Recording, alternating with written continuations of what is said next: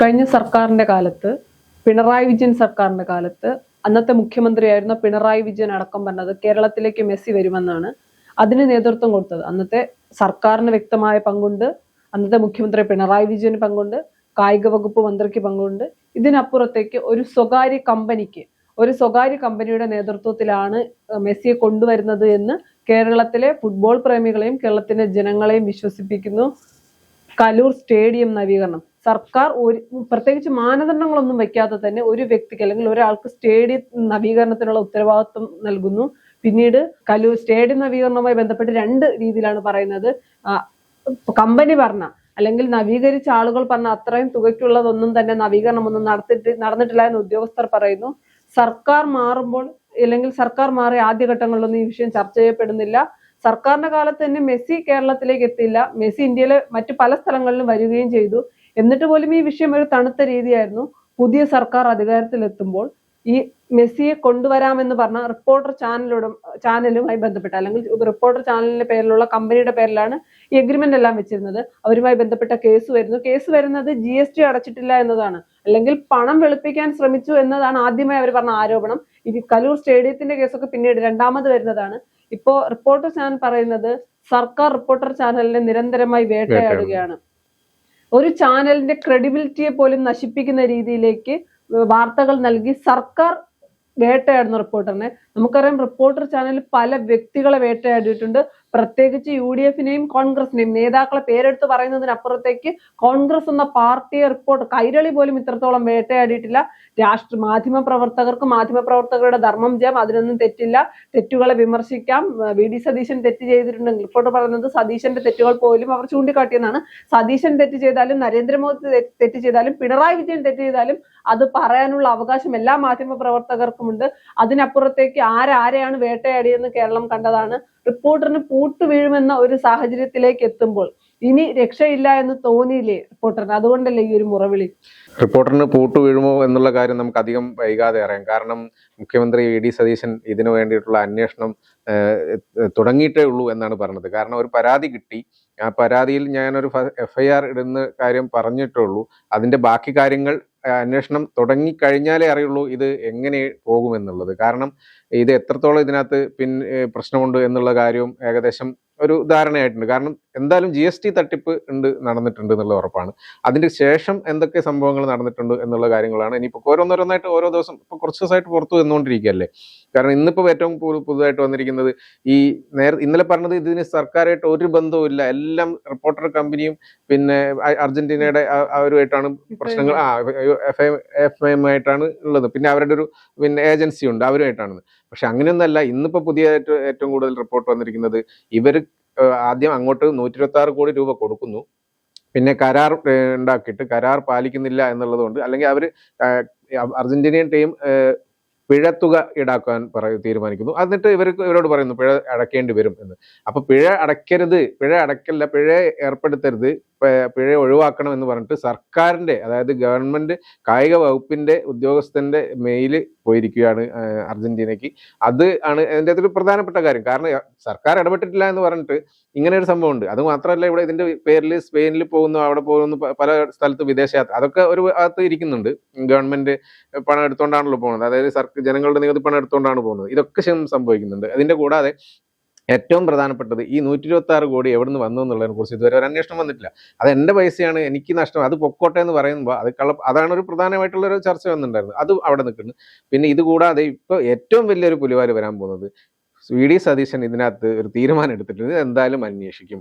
ഇത് അന്വേഷിച്ചിട്ട് ഇതിപ്പോൾ എത്രത്തോളം ഇതിന്റെ ഗൗരവമുണ്ട് എന്നുള്ളതിനനുസരിച്ച് നാഷണൽ ഏജൻസിയെ ഏൽപ്പിക്കണോ, അതോ അതിന് ED വരാൻ സാധ്യതയുണ്ട്, CBI വരാൻ സാധ്യതയുണ്ട്, എന്തൊക്കെ സംഭവം നടന്നു എന്നുള്ളതൊക്കെ കാര്യങ്ങളൊക്കെ ഇനി വരാൻ സാധ്യതയുണ്ട് എന്നുള്ളൊരു സൂചന മാത്രം VD സതീശൻ പത്രസമ്മേളനത്തിൽ നൽകിയിട്ടുണ്ട്. എന്തായാലും തട്ടിപ്പ് നടന്നിട്ടുണ്ട് എന്നുള്ള ഒരു ധാരണ കിട്ടിയിട്ടുണ്ട്. ഇത് കൂടാതെ ഇവര് ഇപ്പം ഒരു ദിവസം ഈ കാര്യങ്ങളൊക്കെ മറ്റു ചാനലുകൾ എല്ലാവരും ഈ ഓരോ വിവരങ്ങൾ ഇങ്ങനെ ഓരോ ദിവസം ബ്രേക്കിംഗ് ചെയ്തുകൊണ്ടിരിക്കുകയാണ്. അതായത് ഏഷ്യാനെറ്റ് ആണെങ്കിലും, മാതൃഭൂമി ആണെങ്കിലും, 24 ആണെങ്കിലും, മീഡിയ 1 ആണെങ്കിലും എല്ലാ ചാനലും റിപ്പോർട്ടറിന്റെ ഈ തട്ടിപ്പിനെ കുറിച്ചുള്ള കാര്യങ്ങളൊക്കെ പറയുന്നത്. ഇതിനൊക്കെ പ്രതികരിക്കാൻ അല്ലെങ്കിൽ ഇതിന് പറഞ്ഞു നിൽക്കാൻ വേണ്ടിയിട്ട് ഇവർ വൈകിട്ട് ഒരു അന്തിച്ചർച്ച നടത്തുള്ളൂ ഈ ചാനലിലുള്ള എല്ലാവരും കൂടിയിട്ട്. ഇനിയിപ്പോ അതിങ്ങനെ നടക്കുന്നുള്ളതാണ് കാര്യം വന്നത്. കാരണം ഇപ്പോഴത്തെ വിവരങ്ങൾ വെച്ച് പോയാൽ അധികം കഴിയാതെ ഇവർ മുങ്ങാനുള്ള അവസ്ഥയാണ് കാണുന്നത്. കാരണം കുറച്ച് ദിവസം കഴിയുമ്പോഴേക്ക് മുങ്ങേണ്ട ഒരു അവസ്ഥയിലേക്ക് കാര്യങ്ങൾ അന്വേഷണം തുടങ്ങിയാൽ ചിലപ്പം മുങ്ങേണ്ടി വരും എന്നുള്ളത് തന്നെ കാണുക. അപ്പൊ അന്തിച്ചർച്ച എന്തായാലും നിർത്തും. പിന്നെ ചാനലിന് പൂട്ട് വീഴോ ഇല്ലോ എന്നൊക്കെ ഉള്ളത് പിന്നെ നമുക്ക് പതിയെ അറിയാൻ പറ്റുള്ളൂ. പിന്നെ ഇതില് പ്രധാനമായിട്ടും ഇതിൽ പല കാര്യങ്ങളും അന്വേഷിക്കാൻ വരും. കാരണം ഈ ഒരു കേരളത്തിലെ ഫുട്ബോൾ ആരാധകരെ ഒന്നടങ്കം പറ്റിച്ചു എന്നതുള്ളത് ഒരു ഭാഗത്ത്. ഇതുകൂടാതെ ജനങ്ങളെ ഇതിന്റെ ഇടയ്ക്ക് രാഷ്ട്രീയവും CPM ഇവരെ എന്തിനു സംരക്ഷിക്കുന്നു, ഇങ്ങനെ തട്ടിപ്പ് നടത്തുന്നവരെ എന്തിനു സംരക്ഷിക്കുന്നു എന്നൊരു ചോദ്യം. സർക്കാരിന് അന്നത്തെ സർക്കാരിന് പിണറായി വിജയൻ സർക്കാരിന് വ്യക്തമായ പങ്ക് ഇതിലുണ്ട്.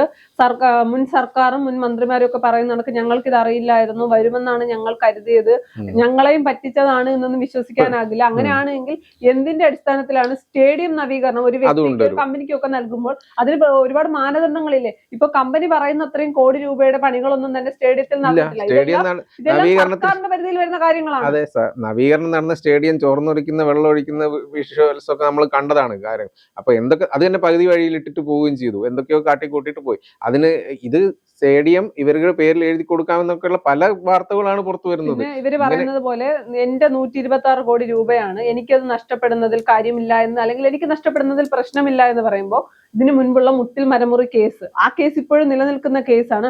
അതിൽ നിന്നുണ്ടായ പണമാണ്. അല്ലെങ്കിൽ ഈ 126 കോടി രൂപ നഷ്ടപ്പെടുമ്പോൾ ഇതിന്റെ സോഴ്സ് ഏതാണെന്ന് കാണിക്കണം, അതൊരു വശത്ത്.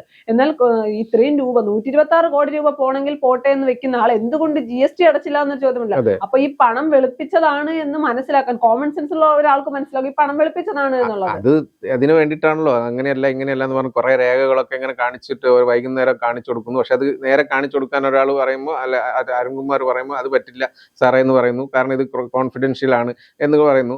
അങ്ങനെയൊക്കെയുള്ള സംഭവങ്ങളാണ് നടക്കുന്നത്. പക്ഷെ ഒന്നും പറയാനില്ല എന്ന് അതിലും വലിയ തെളിവുകൾ വീണ്ടും ഓരോ ദിവസവും പുറത്തു വരികയാണ്.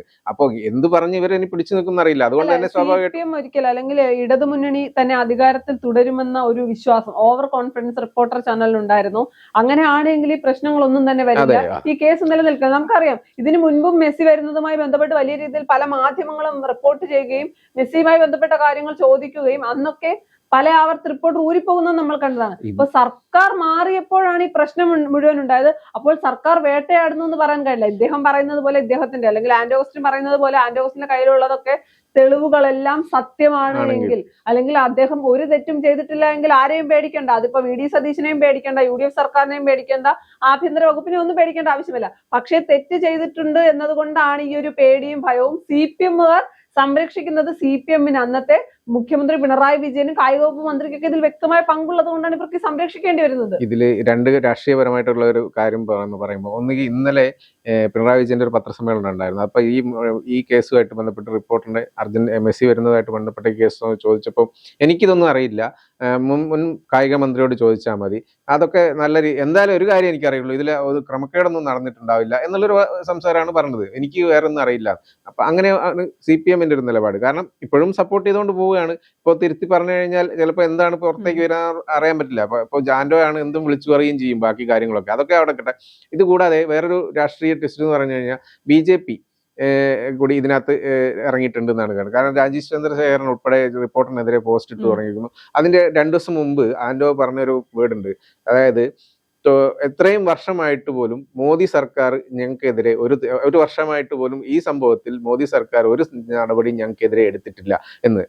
90 ദിവസമായ VD സതീശനാണ് ഞങ്ങൾക്കെതിരെ നടപടി എടുക്കാൻ ഇപ്പൊ വന്നിരിക്കുന്നത്. അതാണ് വേട്ടയാടൽ എന്ന് പറഞ്ഞത്. അപ്പൊ അങ്ങനെയാന്ന് വെച്ചാൽ അതുവരെ മോദി സർക്കാർ, കേന്ദ്ര സർക്കാർ അതായത് ഒരു പിന്തുണ എന്ന് പറയാൻ പറ്റില്ല, എന്നാലും തൊടാതെ മാറി നിൽക്കുന്ന ഒരു രീതിയായിരുന്നു ഈ കേസിൽ. ശരിക്കും പറഞ്ഞു കഴിഞ്ഞാൽ കേന്ദ്രം അന്വേഷിക്കേണ്ടതാണ്. കാരണം പുറത്തേക്കുള്ള വിദേശത്തേക്ക് ഫണ്ട് അയച്ചതിനൊക്കെ കേന്ദ്രം ശരിക്കും അന്വേഷിക്കേണ്ടതാണ്, എന്തുകൊണ്ട് ചെയ്തില്ല എന്നൊക്കെയുള്ള അവിടെ കിട്ടെ. അപ്പൊ BJPയുടെ ഒരു പിന്തുണ അല്ലെങ്കിൽ ആന്റോ അഗസ്റ്റിൻ BJPയെ പ്രോത്സാഹിപ്പിച്ച് നിർത്തിയോ അങ്ങനെ എന്തെങ്കിലും ചെയ്തോ എന്ന് നമുക്കറിയില്ല. അപ്പൊ അതിന് പിന്നാലെയാണ് ഇപ്പൊ രാജീവ് ചന്ദ്രശേഖരൻ പോകുന്നത്. അപ്പൊ റിപ്പോർട്ടർ ചാനലിനെതിരെ വ്യക്തമായിട്ടുള്ള നിലപാട് പറഞ്ഞിട്ടുണ്ട്. അതുകൊണ്ട് തന്നെ മിക്കവാറും കേന്ദ്ര സർക്കാരും കൂടി കൈവിട്ട് കഴിഞ്ഞാൽ റിപ്പോർട്ടറിന്റെ കാര്യം അധോഗതിയാവുന്നതാണ് തോന്നുന്നത്. അതിൽ സംശയമൊന്നുമില്ല. ഈ വിഷയത്തിൽ ആന്റോ അഗസ്റ്റിന്റെ പേര് മാത്രമല്ല, അല്ലെങ്കിൽ ആന്റോ അഗസ്റ്റിൻ എന്ന വ്യക്തി മെസ്സിയെ കൊണ്ടുവരുമെന്നല്ല, റിപ്പോർട്ടർ ബ്രോഡ്കാസ്റ്റിംഗ് കമ്പനിയാണ്. ആ ഒരു കമ്പനിയുടെ പേരിലാണ് പറഞ്ഞിരിക്കുന്നത്, അല്ലെങ്കിൽ ആ കമ്പനിയാണ് നേതൃത്വം കൊടുക്കുന്നത്. അതിന്റെ അകത്താണ് ആന്റോ അഗസ്റ്റിന്റെ പേര് വരുന്നത്. എന്തായാലും നികേഷ് കുമാറും സുജയ പാർവതിയും രക്ഷപ്പെട്ടു എന്ന് തന്നെ പറയേണ്ടി വരും. കാര്യം നികേഷ് കുമാർ ഇതിൽ ഇവർക്ക് സപ്പോർട്ട് ചെയ്യുന്ന 2 ചാനലുകളുടെ കാര്യമാണ്. ഒന്ന് കൈരളിയുണ്ട്, ദേശാഭിമാനി, അങ്ങനെയുള്ള മാധ്യമങ്ങളുണ്ട്. ഇത് കൂടാതെ ഈ വാർത്ത റിപ്പോർട്ട് ചെയ്യാനേ പോകുന്നില്ല എന്ന് പറഞ്ഞൊരു ടീമുണ്ട്. അതാണ് ബിഗ് ടി വി എന്ന് പറഞ്ഞത്. ഇപ്പൊ സുജയ പാർവതി പോയിരിക്കുന്ന ആ ടീം. അപ്പൊ അവർക്കിത് അത്യാവശ്യം ഇടത് ചായവോട് കൂടി നടക്കുന്ന ഒരു ചാനൽ തന്നെയാണെന്ന് പറയാം. കാരണം VD സതീശനെതിരെ ശക്തമായി ആഞ്ഞടിക്കുകയും പിണറായിയെ മയത്തിൽ വാർത്ത കൊടുക്കുകയും ചെയ്യുന്ന ടീമാണ്. അവർ പല വാർത്തകളും കൊടുക്കില്ല. വാർത്ത എന്താണെന്നുള്ളത് സത്യമാണോ അല്ലയോ എന്നുള്ളത്, ഏത് വാർത്ത കൊടുക്കണമല്ല, വാർത്ത എന്തായാലും ജനങ്ങൾ അറിയേണ്ട സംഭവമാണെങ്കിൽ എന്തായാലും വാർത്ത കൊടുത്തിരിക്കണം. അപ്പോൾ ഈ കാര്യങ്ങളും ജനങ്ങൾ അറിയേണ്ടതല്ലോ. അപ്പൊ എന്തുകൊണ്ട് ഇത് കൊടുക്കാതെ മാറ്റി നിൽക്കുന്നു എന്നുള്ളത് അറിയില്ല. ഇവർക്ക് ഇത് വ്യക്തമാക്കാൻ പറ്റിയിട്ടില്ല, അല്ലെങ്കിൽ അതിനെക്കുറിച്ച് റിപ്പോർട്ട് ചെയ്യാൻ ആളില്ലായിട്ടാണോ എന്തുകൊണ്ടാണെന്ന് അറിയില്ല. അവരത് വാർത്ത തൽക്കാലം ഞങ്ങൾ കൊടുക്കാൻ ഉദ്ദേശിക്കുന്നില്ല എന്നുള്ളൊരു എന്തൊരു വീഡിയോ കണ്ടു കഴിഞ്ഞ ദിവസം. ഇങ്ങനെയൊക്കെ ആയാലും എന്തായാലും അധിക ദിവസം കഴിയാതെ ഈ കാര്യങ്ങൾ ഒരു തീരുമാനമാകുന്നാണ് എനിക്ക് തോന്നുന്നത്. കാര്യം കേസ് നോക്കുന്നുണ്ട്. മുഖ്യമന്ത്രി തന്നെ പറഞ്ഞിട്ടുണ്ട്, പഠിക്കുന്നതേ ഉള്ളൂ ഈ ഒരു വിഷയം, തുടക്കത്തിലേ ഇങ്ങനെ പേടിക്കേണ്ട ആവശ്യമില്ല. ഇവർ പറയുന്നത് പോലെ ഇവരുടെ ഭാഗത്ത് തെറ്റൊന്നുമില്ല എങ്കിൽ ഇവർ പേടിക്കേണ്ട കാര്യമില്ല. ഇതാ തുടങ്ങിയപ്പോഴേ ഈ ബഹളമാണെങ്കിൽ ഇതിന്റെ അവസാനം എന്തിൽ ചെന്ന് അവസാനിക്കുമെന്ന് അറിയില്ല. പിന്നെ ഇത് റിപ്പോർട്ടർ ബ്രോഡ്കാസ്റ്റിംഗ് കമ്പനിയുടെ പേരിലായതുകൊണ്ട് ചിലപ്പോൾ ചാനൽ പൂട്ടേണ്ട ഒരു സാഹചര്യത്തിൽ എത്തിയാലും നമുക്കൊന്നും പറയാൻ കഴിയില്ല. കാര്യം ആന്റോ അഗസ്റ്റിന്റെ പേരിൽ ഇതിനു മുൻപും പല കേസുകളുണ്ട്. മുട്ടിൽ മരമുറി കേസ് മാത്രമല്ല, ഇത് ഒന്നിലധികം കേസുകളുള്ള ആളാണ്. അപ്പൊ ഇതിന്റെ അകത്ത് മറ്റെല്ലാ കേസിലും ആന്റോ അഗസ്റ്റിന്റെ പേര് മാത്രമേ ഉണ്ടായിരുന്നുള്ളൂ. എന്നാൽ ഇപ്പോഴത്തെ കേസിൽ അങ്ങനെയല്ല, റിപ്പോർട്ടറിന്റെ പേര് കൂടിയുണ്ട്. അതാണ് ഇതിന്റെ അകത്തുള്ള ഒരു പ്രശ്നം. ഇപ്പൊ റിപ്പോർട്ടറിന്റെ പേരിൽ ആന്റോ അഗസ്റ്റിന്റെ പേര് മാത്രമേ ഉള്ളെങ്കിൽ റിപ്പോർട്ടർ ചാനലിനെ ബാധിക്കില്ല, അദ്ദേഹത്തിന് അല്ലെങ്കിൽ അതിന്റെ ഉടമ അങ്ങനെ ചെയ്യുന്നു എന്ന ഒരു രീതിയിൽ മുന്നോട്ട് പോകും. പക്ഷെ ഇപ്പോഴത്തെ സ്ഥിതി അതല്ല. അപ്പൊ റിപ്പോർട്ടർ ചിലപ്പോൾ പൂട്ടിയാലും, അല്ലെങ്കിൽ പൂട്ടുമെന്ന് ഉറപ്പായി പറയാൻ കഴിയില്ല, എന്നാൽ തെറ്റ് ചെയ്തിട്ടുണ്ടെങ്കിൽ റിപ്പോർട്ടർ പൂട്ടിയാലും അതിശയിക്കാനൊന്നുമില്ല. പിന്നെ ഞങ്ങളെ വേട്ടയാടുകയാണ് എന്നൊക്കെ വെറുതെ പറയാം. ഏറ്റവും കൂടുതൽ ഒരു മാധ്യമ സ്ഥാപനം വേട്ടയാടിയിട്ടുണ്ടെങ്കിൽ, വ്യക്തികളെ വേട്ടയാടിയിട്ടുണ്ടെങ്കിൽ അത് റിപ്പോർട്ടർ ചാനൽ തന്നെ ആയിരിക്കും.